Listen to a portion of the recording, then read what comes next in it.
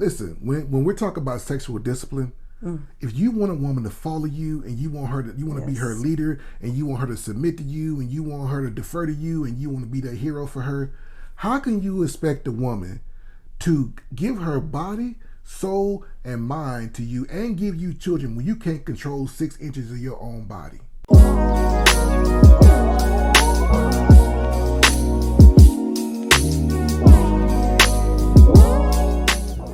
We are back. Another week of Meet the Simmons. We're not going to waste any time. We're going to jump right in. Last time we talked about things that a girl should consider, a lady, a woman, should consider before marriage. So this week we're going to talk to the fellas, my young lions out there, all my the wolf pack. We're going to talk this week, guys. So you see the thumbnail. We went a little bit of a different direction this week. So the thumbnail is, are men still getting married? Because the truth of the matter is, the marriage rate right now is at the lowest it's been since 1867. There's a lot to consider when a young man wants to get married. I always tell the guys I mentor, and even my own sons, the person that you decide to marry, that will be the biggest decision you'll ever make in life. Because you can make a bad decision on your career and you can get another job. You can make a bad decision on what degree you got and you can go back to school. But if you marry the wrong person, fellas, it can reverberate throughout your entire life, even who you have children with. Yes. Even if you don't marry the young lady and you have children with her, man, it can really affect your life. Child support, what they call baby mama drama, all this stuff can affect your lifestyle and how you live. So who you choose to marry is very, very, very important. And you going into the marriage is very important, how you start out. And so tonight, we're going to discuss that. We're going to discuss some things that you need to consider about yourself before you get married, before you even think about getting out on one knee.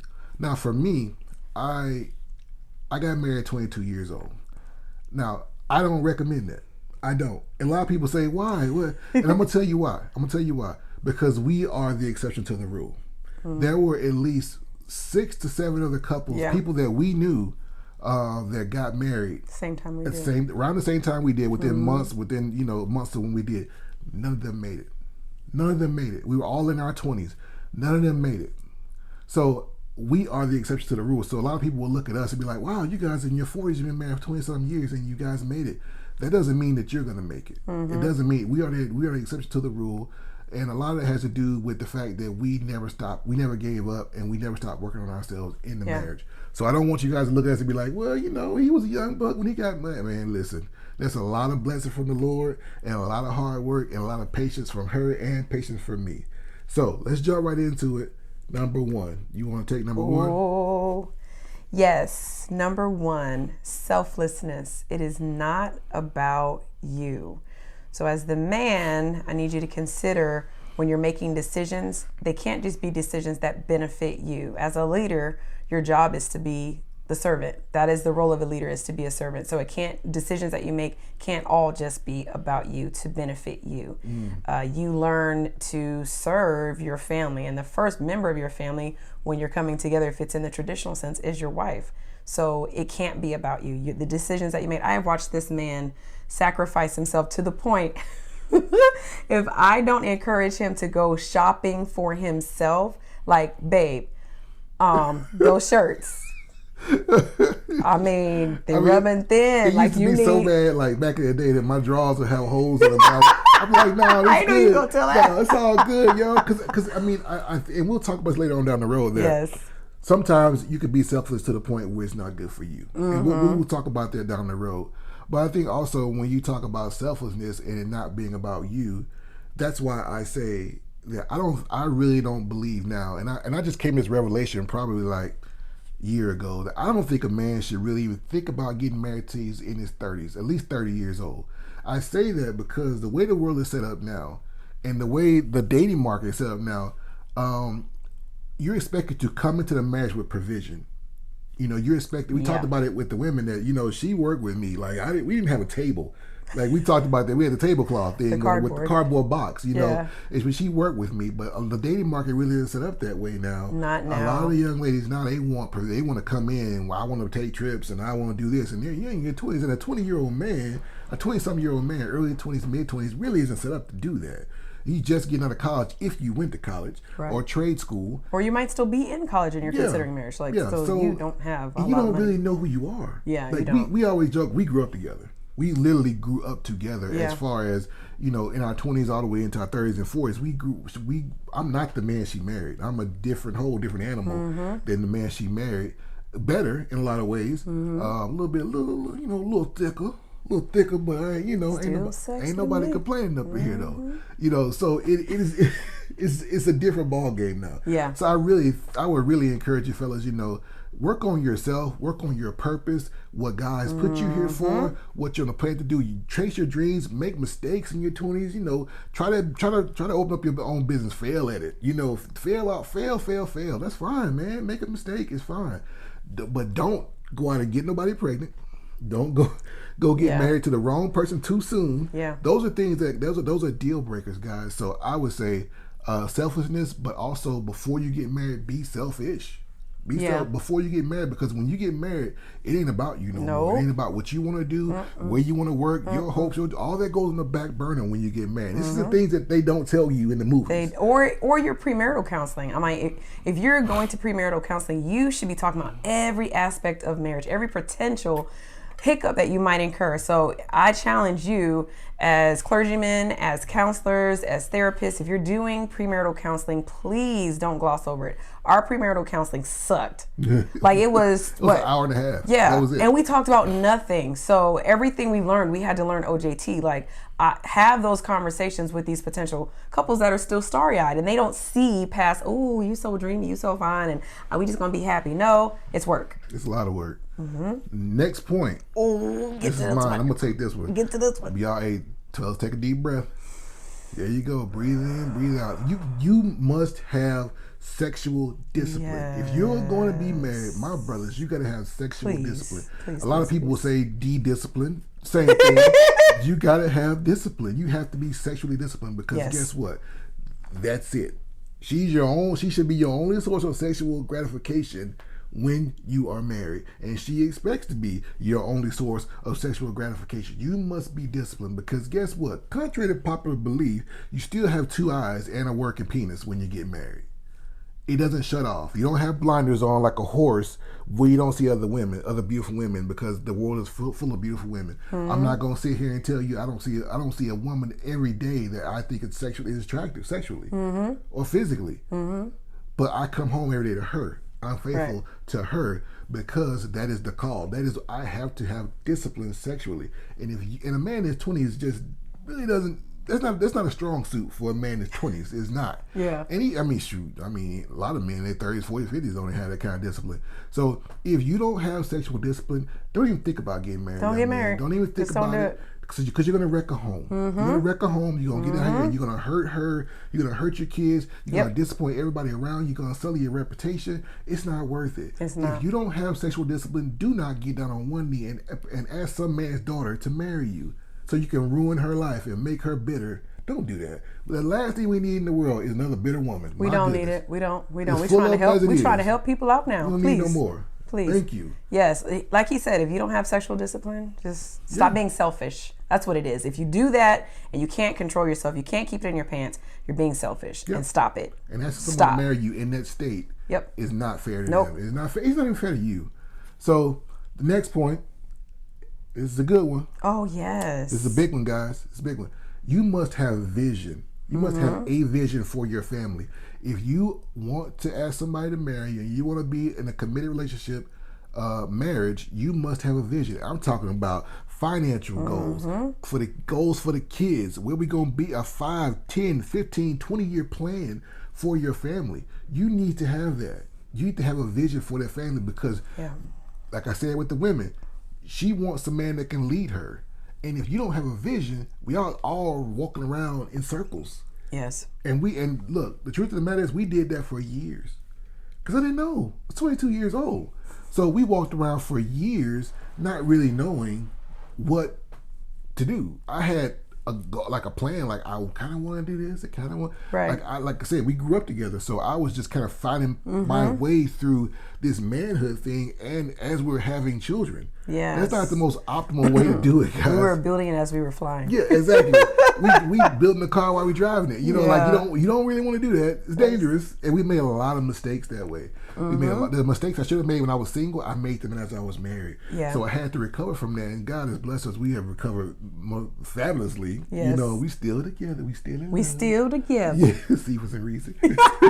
And we still together, and we still love each other. But that's not everybody's story, guys. It's not usually not the way it ends. That's usually not the way it is. And it costs. And like really costly. That's why when he was saying, you know, it's not a bad idea to actually wait a little bit before you get married as a man, so you can actually focus on your purpose, really build your career, really find out who you are as a man first before you actually get in the relationship, a serious relationship with someone that you're planning on marrying. It's not a bad idea, and I know it may be contrary to what you heard, but this is prime example of why that is. And I'll say this, today's woman typically struggles with submission and following to a certain degree.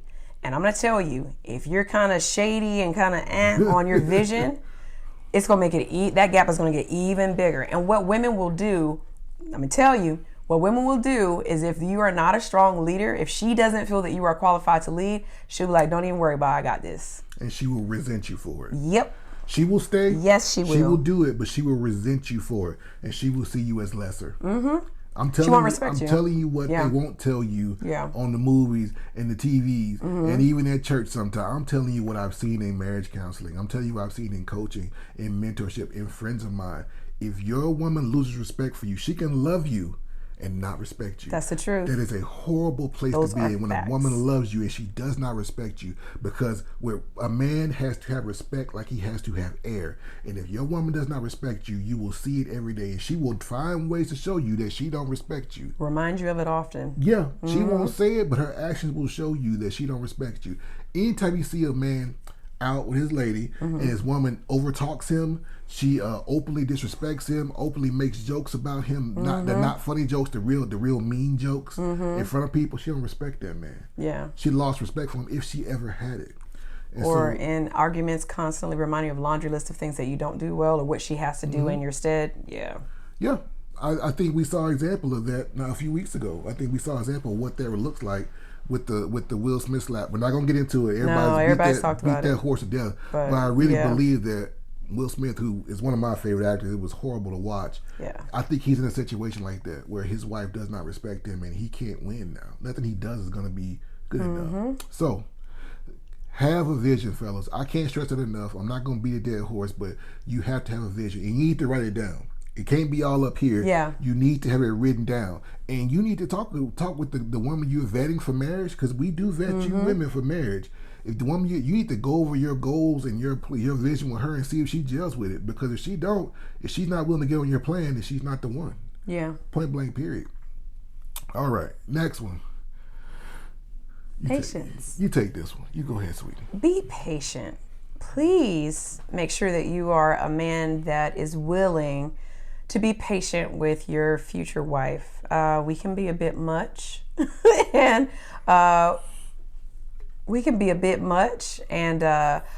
we may even have some issues that we have to work through simultaneously while being married to you. So make sure that you are working at being patient. Yes, it takes time. Yes, it takes effort, but just be patient with the growth process with your future wife. Also, be patient with the growth process of you as an individual. Like my husband Marcus said, I know the world puts all this pressure on you, after 18, all right, you're a man, let's go.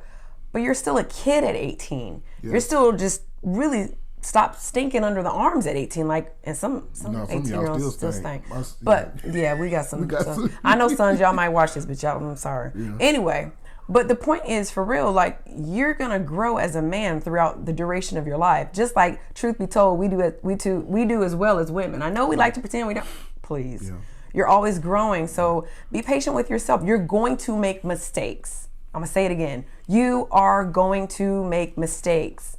It's okay. And there are times when you don't know the next move. You don't.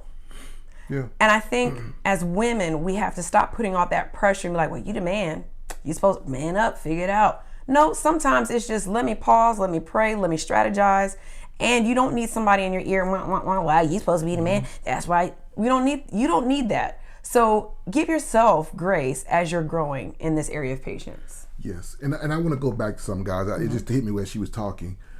Listen, when we're talking about sexual discipline, if you want a woman to follow you and you want to be her leader and you want her to submit to you and you want her to defer to you and you want to be that hero for her, how can you expect a woman to give her body, soul, and mind to you and give you children when you can't control 6 inches of your own body? How can you expect that? So that part goes back into the patience. Yeah, that's true. You need to be patient enough with your wife and honest about where you're at. And look, nobody's perfect. We're not saying you gotta be a perfect man to look into getting married. But what I am saying is that if you are not in control of your own faculties, if you can't control your own thoughts, your own what you do with your body, then why would you expect a woman to give her yours? That's unfair and it's extremely selfish. And there's too many of us brothers out here doing this, and we are wrecking homes behind it. Yeah. We gotta stop. So, number 5. This is my favorite, one of my favorite ones. Yeah. Problem solving. This is one of the P's everybody talk about. Protect, provide, problem solve. You need to be a problem solver. Yes. If you can't solve problems, then you don't need to be nobody's husband, nobody's daddy, and nobody's employee. You have to be a problem solver. A few weeks ago, my wife got in the shower to take a shower, to turn the handle, and it wouldn't come. It just went whoop. It wouldn't do nothing. It wasn't. I'm not a plumber I'm not a plumber by trade. I sure am not. But I had a problem. My wife needed to take a shower. Now, luckily, we got three other bathrooms in this house. We were good, but the truth of the matter is, I had to figure out what was wrong with my shower, what was going on with it. So I had a problem. So I logged on to this thing called the YouTubes. And I typed in shower will come on, and I figured it out. And I went on my lunch break, and I took the thing apart, fought with the thing, didn't know what I was doing, but I had an idea because of the guy on YouTube helped me out, some old white man. I appreciate him. Looked like his name was Bob. Probably his name was Bob. Why are we doing that? He looked like his name was Bob. Anyway, so the next day I pulled a part out. I took the part to Home Depot, couldn't get it there. Went to Lowe's, they had it, paid the money for it, came back and put it in, had my son. We turned the water off. We got there fighting, turned the water off, getting bit by ants, all kind of stuff, digging around in mud. You sure did, y'all. But we got that shower fixed in less than 48 hours. So we could take a shower and we could be comfortable in our bathroom. We had a problem in our home. It was not her job to fix that problem. It was coming upon me to either fix it myself, find somebody to fix it for me, or figure out what else to do. That was on me. So, son, listen to your big brother, listen to your uncle. If you are not a problem solver and you crumble under pressure, you are not ready to be somebody's husband or father, or a good employee for that matter. That's true. So if you are going to be married, you have to be a problem solver. And there's too many of us men out here that leave the problem solving to our wives. She's not built for it. She's not built for it. I'm sorry, ladies, I don't mean no disrespect, but women crumble under pressure because they're not built to lead in a home. That's, like y'all punching the air. Oh, he's a misogynist. He's sexist. But the truth of the matter is, ladies, you know the truth. Listen to your big brother. You don't want to do it no way. You don't want. She didn't want to be out there digging around no mud, getting bit by ants, dodging scorpions out there. Ooh, I don't like bugs. She didn't want to do that. That's in my wheelhouse. That's my job. And my son and I, thank goodness for him, he's a good young man, and we got it done. Sure did. And Mama took her a hot shower that night, and she was happy. She got in that bed, and she made me real happy. I sure did. Real happy. Because Mama appreciated me. Yes. She appreciated the fact that her man took his lunch break, took the time to research, took the time to go out there and dig around the mud to make sure that she could have a hot shower. And what I appreciated most about that same example that you're saying is, we can afford for you to call someone to come out and fix it. That would have been no big deal. We have the money to do that. But what I appreciate about him is that he's always looking for ways to do stuff that he can handle himself to save us money because we're building legacy. Be a problem solver, fellas. It helps. It actually, the thing about it is she'll tell you, it turns your woman on. Yeah, he was sexy. When your It's very wife sexy. sees you out there grinding, trying to figure out something, and she knows you're doing it for the home, that really does something for a woman. Yeah, the thoughtfulness. Yeah. That's what really was it's always very attractive, the thoughtfulness. And then seeing you doing, the hammering. Yeah. I liked it. I think this is a good stopping point. Yeah. I think this is a good stopping point. We're going to do a part 2 to this video. So I will link part 2 to this video. And if it's not there, just scroll on over and you'll find it. I think we're going to have some... the next few are going to be a little gangster. Oh, but yeah. I really think it's something we talk about. So at this point, let's say it's enough said. All right, we'll be right back.